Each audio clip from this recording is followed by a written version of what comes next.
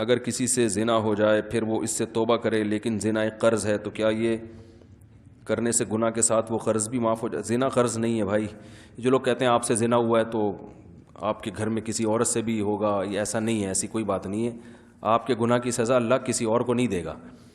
تو زنا بہت بڑا گناہ ہے، بہت بڑا جرم ہے، لیکن اس کی سزا آپ ہی کو ملے گی. البتہ ایک بات ہے، جو زنا کرنے والا ہے وہ اس کا یہ راز چھپتا نہیں ہے، فاش ہو جاتا ہے، پتہ چل جاتا ہے لوگوں کو. جب لوگوں کو پتہ چلتا ہے تو اولاد کو بھی پتہ چلتا ہے. جب بیٹے بیٹیوں کو پتہ چلے گا نا تو ان کے دل میں باپ کی عزت بھی ختم اور گناہ کی برائی بھی کم ہو جاتی ہے. تو وہ کہتے ہیں ہمارے باپ نے کیا تو ہم نے کیا تو کیا ہو گیا. تو پھر یہ نسلوں میں چلتا ہے، سمجھ رہے ہیں نا. اس لیے میں عورتوں سے کہتا ہوں کہ اگر آپ نے اپنے شوہر کو کسی بے حیائی کے کام میں دیکھا بھی ہے تو اللہ کا واسطہ لوگوں میں گن نہ گاؤ، چھپا دو اس کو. میاں سے بند کمرے میں لڑ لو کہ یہ کام نہ. بعض میاں انٹرنیٹ پر بیہودہ فلمیں دیکھ رہے ہوتے ہیں، عورت کو پتہ چل جاتا ہے میرا میاں یہ کام کرتا ہے، تو پتہ چل گیا بہت برا کر رہا ہے وہ، اس سے کمرے کے اندر ہی لڑو. بچوں تک یہ بات نہ محلے والوں کو نہ بتاؤ، اپنے ابا کو، اپنی بہنوں کو، اپنے بھائیوں کو مت بتاؤ. میاں بیوی ایک دوسرے کا لباس ہے نا، تو لباس کا کام عیب ظاہر کرنا ہوتا ہے، یہ عیب چھپانا ہوتا ہے. تو میاں بیوی جو پرسنل باتیں ایک دوسرے کی جانتے ہیں وہ تھرڈ پرسن نہیں جانتا. تو وہ اللہ ان کے ایک راز اس لیے تھوڑی مطلع کرتے ہیں کہ دنیا کو بتاؤ، بلکہ اس لیے کہ ایک دوسرے کے راز پہ پردہ ڈالو. تو خود لڑو، چھوڑو نہیں اس کو، ٹھیک ہے نا. لڑو کہ بھائی یہ کیا کر رہے ہو، لیکن دنیا کے سامنے اس کو ذلیل مت کرو. وجہ اس کی یہ ہے کہ عورت نے جب اپنے میاں کی برائی کسی کے سامنے، ایک بندے کے سامنے بھی کر لی نا، تو سمجھ لو کہ یہ راز کھل گیا. اب دوسرا نہیں چھپائے گا اس کو، آپ نے نہیں چھپایا، دوسرا کہاں سے؟ وہ چسکے لے کے بیان کرے گا. اس کے بعد آپ کی عزت بھی گئی.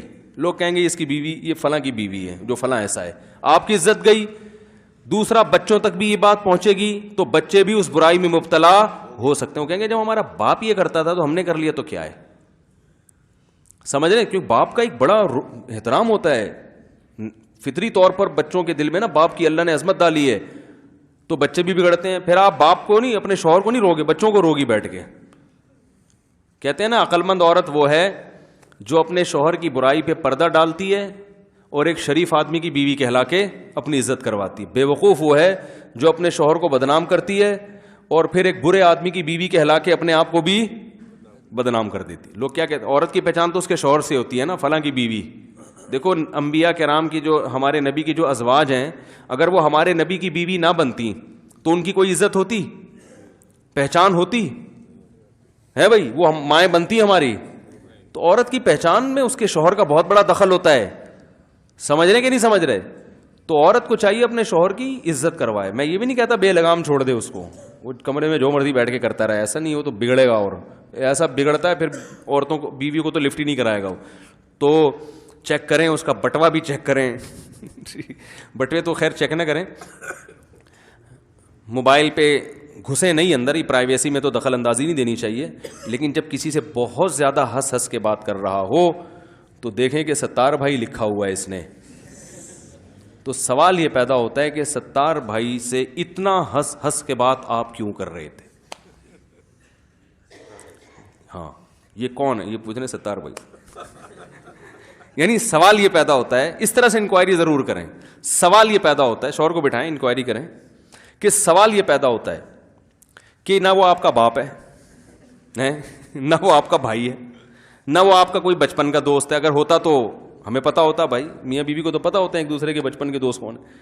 تو یہ نیا کون ہے جس سے آپ اتنا ہنس ہنس کے اور ایسے گھنٹوں گھنٹوں آپ کا چہرہ ایک دم لال سرخ ہو جاتا ہے؟ تو اس طرح کی چیزیں ہوتی ہیں جس سے پھر وہ شروع میں ہی پکڑ لیا جائے نا تو وہ رک جاتا ہے. اگر یہ اس کو لڑکیوں سے دوستیوں کی عادت پڑ جائے پھر یہ کنٹرول میں نہیں آتا. پھر وہ بیوی کو تو نو لفٹ. وہ جب رنگ برنگی لڑکیاں اس کی وسیم کے نام سے، ستار کے نام سے سیو کی ہوئی ہیں اس نے، یہ بڑے ہوشیار ہوتے ہیں آج کل.